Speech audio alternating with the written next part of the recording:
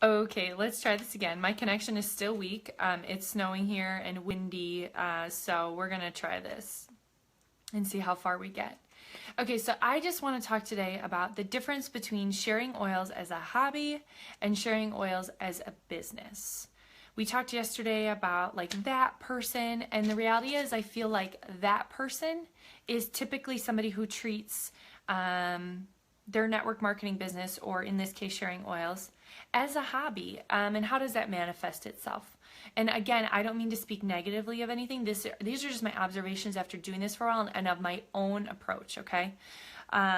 Okay, so if you're doing it as a hobby, you're probably a little more intermittent or sporadic, or maybe you just work all day long and all you do is, hey Wendy, we're trying again here.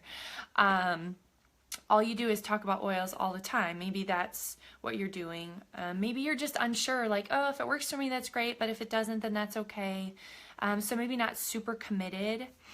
Yeah, and you're just kind of winging it, which sometimes we're all winging it. We can't all figure it out, you know, we got to wing it sometimes, but you're just kind of going for it. Okay, so that to me is more of a hobby. When you think of sharing oils as a business, I think of like, let's be more professional about this. Let's have business hours. Let's not just let doTERRA vomit all over our lives and everybody else's lives.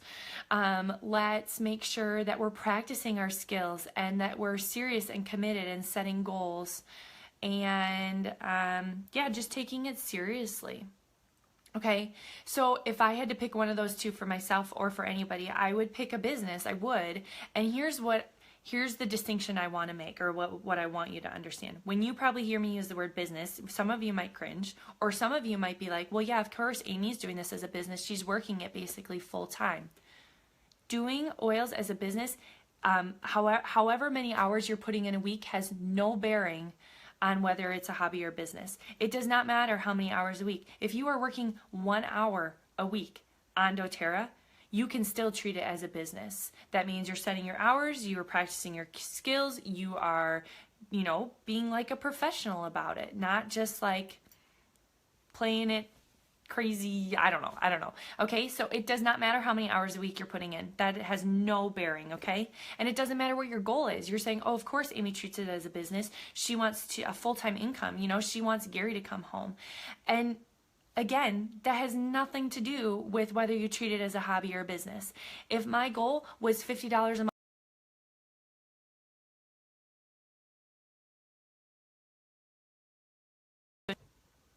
okay, we're back here. It's still weak, but whatever. It doesn't matter your goal. It doesn't matter how many hours a week. What matters is like your approach to it. And I would recommend anybody treat it as a business, okay? Be serious about it. Be committed. Set your hours. Stick to them. And care for people well within those hours, okay?